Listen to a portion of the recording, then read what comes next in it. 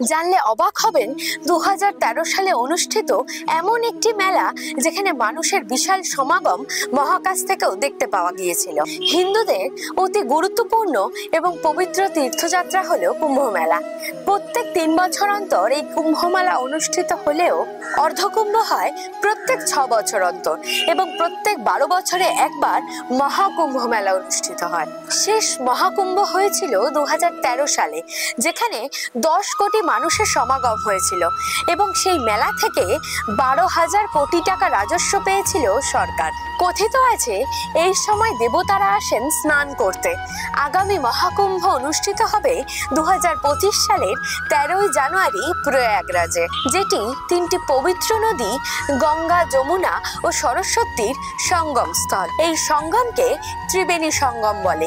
এই সময় ভক্তরা পবিত্র নদীতে ডুব দিয়ে পাপ মুক্ত হয়।